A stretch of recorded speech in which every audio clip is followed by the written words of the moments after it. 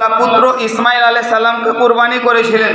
কিন্তু বাপজিরা আমার শুনুন, সুবহানাল্লাহ, হযরতে ইসমাইল আলাইহিস সালামকে যখন কুরবানি করতে যাবেন হযরতে ইব্রাহিম আলাইহিস সালাম, তো হযরতে ইব্রাহিম আলাইহিস সালামকে ওনার পুত্র হযরতে ইসমাইল নবী সুবহানাল্লাহ আব্বাকে ওসিয়ত করছেন, আব্বা বলে বেটা, বলে আব্বা জান, বলে বলো বেটা ইসমাইল, বলে আব্বা জান গো, আপনি আল্লাহকে খুশি করার জন্য, আল্লাহর নৈকট্য লাভ করার জন্য আল্লাহ আমাকে যেন কবুল করেছে, আল্লাহ আমাকে যেন কুরবানি চেয়েছে।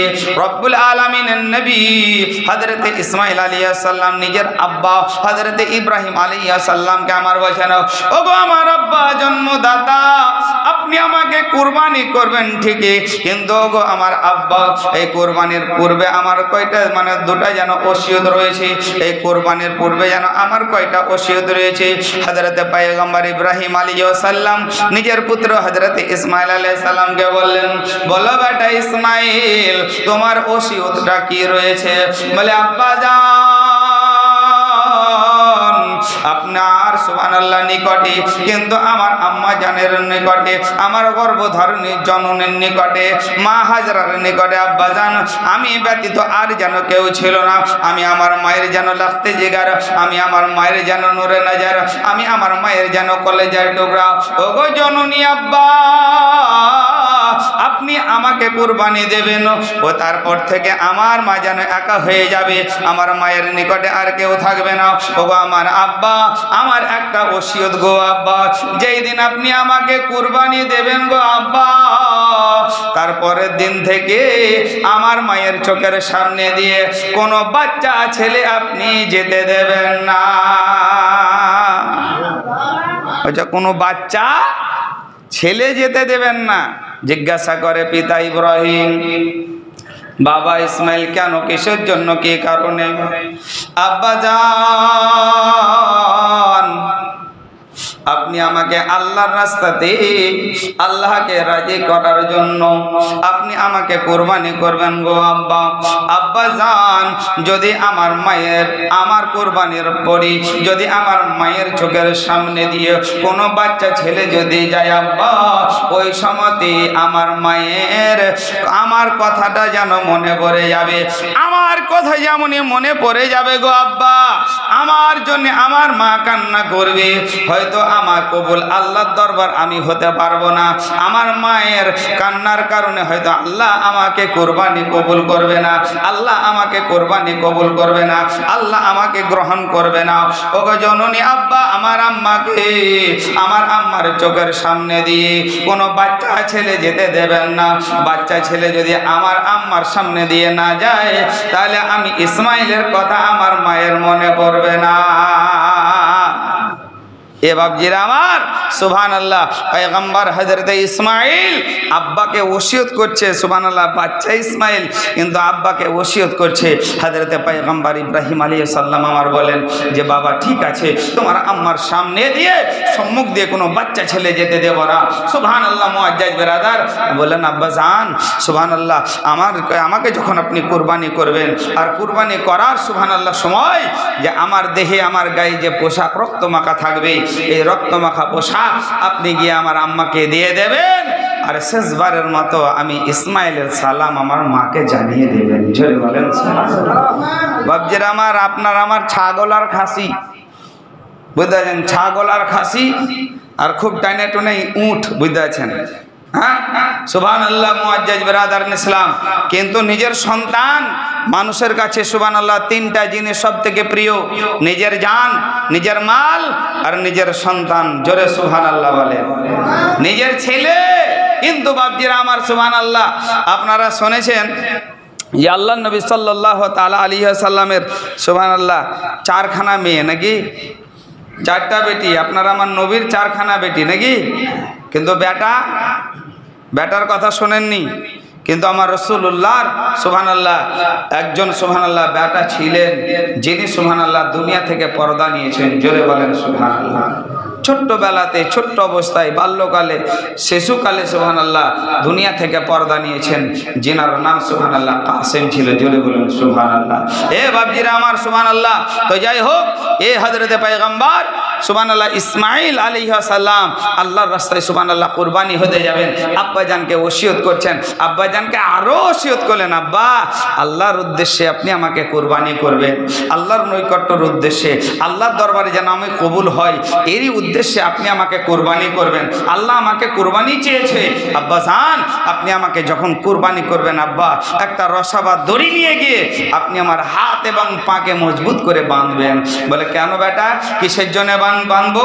সুবহানাল্লাহ পয়গম্বর হযরত ইসমাইল আলাইহিস সালাম সুবহানাল্লাহ আব্বাজানকে বলছেন, আব্বা যখনই আপনি আমার হুলকুমে আপনি আমার গলাতে যেমনই ছোরা খান চালিয়ে দিবেন, আমার গলাটা যখন কেটে যাবে, আমি যখন কোরবানি হয়ে যাব, ওই সময়তে হাত এবং পা আমার নড়বে, আর হাত এবং পা ছুটে না গিয়ে আপনার বডিতে যদি লেগে যায়, আপনার শরীরে লেগে যায়, আর আপনার শরীরে লেগে গেলে বেয়াদবি হবে আব্বা, হয়তো আল্লাহ আমাকে কবুল করবে না। জোরে বলেন সুবহানাল্লাহ।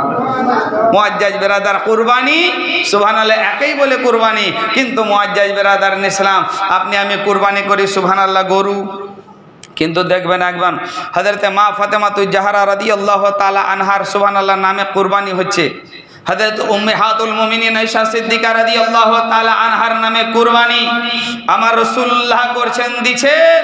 তো নবী আমার ডাকছেন, ও উম্মাহাতুল মুমিনিন আয়েশা, বলে ইয়া রাসূলুল্লাহ ইয়া হাবিবি নবী এসো, তুমি তোমার পশুর কাছে দাঁড়াও, তুমি তোমার পশুর কাছে দাঁড়াও। এ বাপজিরা আমার, নবী পাক সাল্লাল্লাহু আলাইহি ওয়াসাল্লামকে জিজ্ঞাসা করে, ইয়া রাসূলুল্লাহ ইয়া হাবিবাল্লাহ নবী গো, আমি কুরবানির আমার নামে কুরবানি হবে, আর কুরবানির পশুর কাছে যদি আমি গিয়ে দাঁড়াই লাভটা কি হবে, ফায়দাটা কি হবে? আর আপনার আমার এখানে কি হয় বলে 7টা ভাগে একটা গরু বুঝতেছেন, তো 3 জনা 2 জনা মানে গরুর গলার দড়িকে ধরে ঘোরাঘুরি করছে ফিল্ডে বুঝতেছেন, আর এদিকে সুবহানাল্লাহ 5 জনা নাই নাকি, হ্যাঁ আইরে ধর রে অমুক রে তমুক রে বুঝতেছেন কত রকম। হ্যাঁ এতো কোরবানি, আপনার আমার কোরবানি সবারই নয়, কিছু লোকের কোরবানি বলে দিতে হবে একটা, বুঝতে আছেন না, তো লোকে কি বলবে বুঝতে আছেন, দিতে হবে না, তো ছোট ছেলেপিলা আছে। এ বাপজিরা আমার সুবহানাল্লাহ, এই মাকসাদ এই নিয়তটা করবেন না, নিয়ত করবেন এটাই, যেমনই জয়টাকারি দিই 500 দিই আর 5000 দিই, আল্লাহ যেন আমার কোরবানি কবুল করে। এ বাপজিরা আমার সুবহানাল্লাহ, তো কোরবানির পশু উম্মাহাতুল মুমিনিন বলেন, ইয়া রাসূলুল্লাহ নবী এ কোরবানির পশুর কাছে গিয়ে আমি দাঁড়াবো, তো আমার ফায়দাটা লাভটা হবে কি?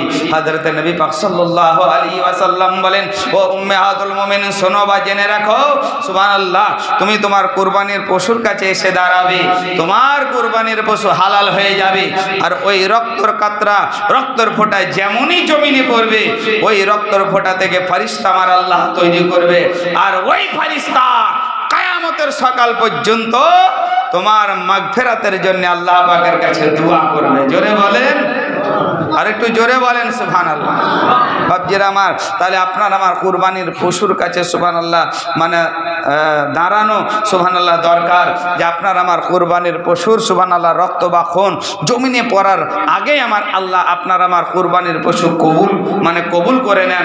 এ মুআজ্জাজ বিরাদারিন ইসলাম, রব্বুল আলামিন পাক পরওয়ারদিগারে আলাম, এ কুরবানি সুবহানাল্লাহ আপনি আমি যে পশু বা জানোয়ার রেখেছি, এমন কি বলা হয়েছে কিতাবের মধ্যে লেখা আছে যে আপনি কুরবানির সুবহানাল্লাহ পশু বাজারে ক্রয় করতে যান, কিনতে যান, জান না, তো কেতাব বলে, মশলার কেতাবে বলে যে কুরবানির পশু বাজারে কিনতে যাওয়ার সময় যে কথাবার্তাটা হয়, ওই কথাবার্তাটা ইবাদতের মধ্যে গণ্য হয়। জোরে বলেন সুবহানাল্লাহ।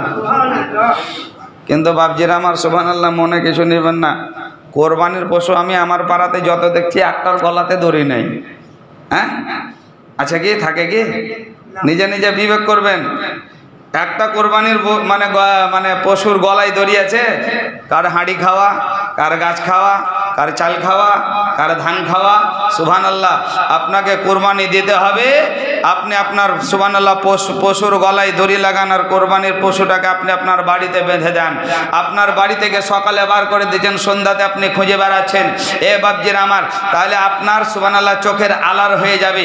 যেই লোকটা, যেই জিনিসটা, যেই বাচ্চা হোক, সুবহানাল্লাহ মানুষ হোক চাহে পশু হোক, আপনার চোখের আপনার চোখের সম্মুখে, আপনার চোখের সামনে সামনে যদি সর্বদাই থাকে, কোরবানি করার আগ পর্যন্ত যদি থাকে, ওর উপরে মহব্বত একটু আলাদা হবে, ওর উপরে মহব্বত অবশ্যই একটু বেশি হবে। আর যদি আপনি আপনার চোখের আড়ালে করে দেন, মহব্বত হবে না। সকালে বার করে দিচ্ছেন, সন্ধ্যায় বাড়ি ভরছেন, ওর প্রতি মহব্বত আলাদা। আর সর্বদাই আপনার চোখের সামনে যে থাকবে তার প্রতি মহব্বত আলাদা। তার গলায় যেমনই ছোড়া চলবে, আপনার চোখে অবশ্যই অবশ্যই অশ্রু ঝরতে থাকবে। এ মুআজ্জাজ বিরাদারান ইসলাম, এইরকম ভাবে আপনি আমি যদি কবুল করি, এইরকম ভাবে আপনি আমি যদি কোরবানির পশুকে সুবহানাল্লাহ একবারে নিজের বাচ্চার মতো সুবহানাল্লাহ লালন পালন করে আল্লাহর রাস্তায় যদি কোরবানি করি, অবশ্যই আপনার আমার কোরবানি আল্লাহ পাকের দরবারে কবুল হবে। বাপজিরা আমার, আর কোরবানির পশু অন্য পশুর মতো নয়। কোরবানির পশু হচ্ছে পবিত্র পশু। কোরবানির জানোয়ারটা সাধারণ জানোয়ারের মতো নয়। এর মানে শান্তা আলাদা, এর সুবহানাল্লাহ মানটা আলাদা, এর মর্যাদাটা আলাদা। এ বাপজিরা আমার সুবহানাল্লাহ, কিতাবের মধ্যে লেখা আছে এ কোরবানির পশু কিয়ামতের দিন আপনি যখন কবরে থাকবেন, আর কবরে থাকার সময় আপনার এই কোরবানির পশু, চাহে গরু হোক, চাহে সুবহানাল্লাহ খাসি হোক, চাহে উট হোক, চাহে দুম্বা হোক, চাহে আপনার মোষ হোক, এই কোরবানির পশু এত সুসজ্জিত ভাবে এসে সুবহানাল্লাহ আপনার কবরে আপনার নিকটে উপস্থিত হবে। আপনি বলতে থাকবেন তুমি কে? আপনাকে উত্তর করবে এটাই, বলে তুমি আমাকে যে পুষেছিলে ছোট থেকে 1 বছর ধরে আমাকে লালন পালন করেছিলে, তোমারই গহিলের তোমারই বাড়ির আমি ওই খাসিটা, যেই খাসিটাকে তুমি কোরবানিতে আল্লাহর রাস্তায় কোরবানি দিয়েছিলে, ওই পশু আমি তোমার নিকটে এসে হাজির। বলে কেন? ওই পশুটাতে বলতে থাকবে তুমি উঠো আমার পিঠে, আর আমি তোমাকে পিঠে করে নিয়ে পুলসিরাতের রাস্তা পার করিয়ে দিব। জোরে বলেন সুবহানাল্লাহ। মুআজ্জাজ বিরাদার, তারই জন্য সুবহানাল্লাহ কিতাব বলে যে কুরবানির পশু সুবহানাল্লাহ যদি কোরবানি করতে হয় তো একটু সলিড বুলেট দেখেই দিয়েন। 5-7 জনা বাজারে যেয়ে সুবহানাল্লাহ দুবলা পাতলা সুবহানাল্লাহ হাড় বাড়িয়ে আছে, পাখনা বাড়িয়ে আছে, বুঝতে আছেন, একটা গরু কিনলে চলে এলো, বুঝতে আছেন। হ্যাঁ, তাতে যদি একটু খুদখাত দেখে 200-500 টাকা কম হয় তাহলে চলে এসেন মৌলভী সাহেবের কাছে আবার মশলা দিচ্ছে। আরে তুমি খুদ দেখে তো কিনেছো, হ্যাঁ তুমি সুবহানাল্লাহ লেজ কাটা দেখে তো কিনেছো, তুমি শিং ভাঙা দেখে কিনেছো, তাহলে ইয়ে আবার ফতুয়া নিতে এসে দরকার কি? এ মুআজ্জাজ বিরাদার, এবার ফতুয়া যখন জিজ্ঞাসা করছে, বলে শিং ভাঙা নিয়েছেন সুবহানাল্লাহ, তো শিং ভাঙা দেখেননি? বলে মৌলভী সাহেব দেখেছিলাম কিন্তু একটু কমে পেলাম তার লেগে নিয়ে নিলাম। তাহলে কমে পেলা, তাহলে কমে যখন তুমি এইদিকে কম করলে তখন ওইদিকেও তোমার কম হবে। এ বাপজিরা আমার সুবহানাল্লাহ, আমি বলতেছিলাম এটাই, আপনি জয় টাকারই কুরবানি দেন আর যত হাজারেরই দেন, কিন্তু আপনার আমার নিয়ত একটাই থাকবে, আল্লাহ এই কুরবানিটাকে তুমি আমার কবুল করিও, এই কুরবানিটাকে তুমি আমার গ্রহণ করিও। আল্লাহ জীবনে যত গুনাহ করেছে জানা অজানা, যে আল্লাহ সমস্ত কিছু তুমি মাফ করিও, আমার এই কুরবানির পশুটাকে তুমি কবুল করিও, কুরবানিটাকে তুমি গ্রহণ করিও। হে মুআজ্জাজ বেরার, রব্বুল আলামিন বলে বান্দা তোরা যদি একবার তওবা করে আমার দরবারে হাত দুখানা তুলে তোদের মাগফিরাতের জন্য দোয়া চাস, আমি আল্লাহ তোদের পাহাড় সমতুল্য গুনাহ থাকলেও আমি আল্লাহ তোদের গুনাহকে মাফ করে দেব। জোরে বলেন সুবহানাল্লাহ। কিন্তু আপনি আমি সুবহানাল্লাহ আলাদা, আপনি আমি নিমক হারাম যাকে বলে। এ মুআজ্জাজ, আল্লাহ বলছে একবার যদি তোরা আল্লাহ বলিস তো আমি 10 বার তোর দিকে বান্দা বলি। একবার আল্লাহ বলে যদি আমার দিকে এগিয়ে আসিস, আমি 10 বার বান্দা বলে তোর দিকে এগিয়ে যাই। রব্বুল আলামিন আমার বলে বান্দা তোরা গুনাহ করতে ভালোবাসিস আর আমি আল্লাহ তোদেরকে মাফ করতে ভালোবাসি। বাপজিরা আমার আল্লাহ আপনার আমার প্রতি কত দয়াবান, কত দয়ালু। দেখেন, আমি যদি আপনার নিকটে যাই আর যাওয়ার পরে যদি বলেন যে হাজি সাহেব, গাজী সাহেব, মাস্টার সাহেব, মোরল সাহেব, অমুক সাহেব, আপনি আমাকে 10টা টাকা একবার দিলেন, দ্বিতীয়বার যদি যাই সুবহানাল্লাহ তাও দিলেন, তৃতীয়বার গেলে আপনি আমাকে খেদরিয়ে দিবেন, দেবেন না দেবেন না? হ্যাঁ, বারবার কি অভ্যাস ধরেছেন আপনি, বলবেন না বলবেন না? কিন্তু রব্বুল আলামিন সেরকম না, জগৎবাসী সুবহানাল্লাহর মতো নয়। রব্বুল আলামিন আমার বলেন যে মান্দারা তোরা যতবার আমার কাছে চাইবি আমি আল্লাহ তোদেরকে ততবার দেওয়ার জন্য রাজি আছি। জোরে বলেন সুবহানাল্লাহ। খালি আপনি আমি চাইতে পারলেই হলো, আর চাওয়ার মতো আপনাকে আমাকে চাইতে হবে। দেখেন, জীবনে অনেক গুনাহ খাতা হয়, অনেক কিছুই করে মানুষ, জেনে অজেনেও করে, কিন্তু বাপজিরা আমার একটু সুবহানাল্লাহ পিছন দিকে, একটু সুবহানাল্লাহ আপনার পিছন দিকে তাকিয়ে থাকবেন। আপনি আব্বা বলছিলেন, আব্বা বলে সালাম জানাচ্ছিলেন, আপনার আব্বার সঙ্গে একসঙ্গে ঈদগাহ ময়দানে যাচ্ছিলেন, আপনি একসঙ্গে বাপ বেটাতে সুবহানাল্লাহ বাজারে যাচ্ছিলেন, বাপ বেটাতে সুবহানাল্লাহ খেতে কর্ম করছিলেন, সমস্ত কিছু খাওয়া দাওয়া বাপ বেটাতে করছিলেন। করছিলেন, আজকে দেখা যাচ্ছে বাড়ি যাওয়ার পরে আপনি একাই খাবার খেতে বসছেন, একাই বাজার যাচ্ছেন, একাই খেতে যাচ্ছেন। জিজ্ঞাসা করে বন্ধুরা, জিজ্ঞাসা করে মানুষেরা, তোমার বাবা কোথায়? আপনার মুখ থেকে একটাই সুবহানাল্লাহ বাক্য, একটাই শব্দ। আজ 6 মাস হয়ে গেল, 9 মাস হয়ে গেল, 3 মাস হয়ে গেল, 1 বছর হয়ে গেল, 2 বছর হয়ে গেল, আব্বা চলে গেছে। তোমার দাদা কোথায়? দাদা চলে গেছে। মা কোথায়? মাও চলে গেছে। আপনাকে আমাকেও সেই জায়গাতে যেতে হবে। বন্ধুরা, ভাইয়েরা, সুবহানাল্লাহ, বাবা জীবনেরা আমার, সুবহানাল্লাহ, এই দিনটাকে লক্ষ্য করে, এই কাজটাকে লক্ষ্য করে দুনিয়াতে যতদিনই বাঁচবেন, সুবহানাল্লাহ, নেকি যদি না করতে পারেন গুনাহ কেউ করবেন না। কারণ আপনার আমার সুবহানাল্লাহ বাবা যেমন গেছে, ওই রকম আপনাকে আমাকে গিয়ে কবরে শুতে হবে। আর কবর এমনই একটা জায়গা, আজ কতজন মিলে এখানে একত্রিত বসে আছেন। এখনই যদি কাউরির কিছু হয়ে যায়, কাউকে যদি পিপলিকায় সুবহানাল্লাহ একটা কামড় দিয়ে দেয়, কাউকে যদি বিচ্ছুতে কামড় দিয়ে দেয়, সাপে কামড় দিয়ে দেয়, সঙ্গে সঙ্গে 10-20টা মানুষ তার সঙ্গে যাবেন। যাওয়ার পরে সুবহানাল্লাহ ট্রিটমেন্টের ব্যবস্থা করবেন। জঙ্গিপুরে যদি না হয় বহরমপুর নিয়ে যাবেন, বহরমপুরে যদি না হয় কলকাতা নিয়ে যাবেন, কলকাতাতে যদি না হয় সুবহানাল্লাহ বেঙ্গলারও নিয়ে যেতে পারেন, তাকে সুস্থ করার জন্য, তাকে সুবহানাল্লাহ ভালো করার জন্য। বাপজিরা আমার, অনেক মানুষের সুবহানাল্লাহ সম্মুখে, কিন্তু বাপজিরা আমার নির্জনে একাই পড়ে থাকতে হবে। যেখানে অন্ধকার ঘর, যেখানে সাথী নেই, যেখানে বাতি নেই, যেখানে আপনার বাবা আছে, আপনার মা আছে, সুবহানাল্লাহ, এ মুআজ্জাজ ব্রাদার, ওই জায়গাতে আপনাকে আমাকেও পড়ে থাকতে হবে। সাথী ছাড়া, বাতি ছাড়া, সেই জায়গাতে সাপ থাকবে, সেই জায়গাতে বিচ্ছু থাকবে। কেতাব বলে যে এটা হচ্ছে কবর ডাক দিতে থাকে, মানুষ আমি হচ্ছে সাপ বিচ্ছুর ঘর, মানুষ আমি হচ্ছে সাথীবিহীন ঘর, মানুষ আমি হচ্ছে অন্ধকার ঘর, মানুষ আমি হচ্ছে জানলা দরজাবিহীন ঘর। এ বাপজিরা আমার, সুবহানাল্লাহ, ওই ঘরে আপনাকে আমাকে পড়ে থাকতে হবে। মুআজ্জাজ ব্রাদার ইসলাম, আমি জোরহাত করে বলি, ওই ঘরকে লক্ষ্য করে দুনিয়াতে যতদিন বেঁচে থাকবেন, যতদিনই থাকবেন, একটু নেকি করুন, ভালো করুন।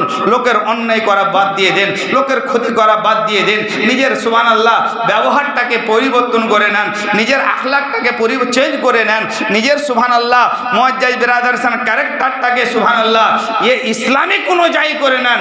এই অনুযায়ী যেই মানুষ চলতে পারবে তার প্রতি আল্লাহ, আল্লাহ রসুল রাজি হবে। আর যার উপরে আল্লাহ এবং আল্লাহ রসুল রাজি হবে, তার নসিবে জান্নাত ওয়াজিব হয়ে যাবে। জোরে বলেন সুবহানাল্লাহ। যাই হোক।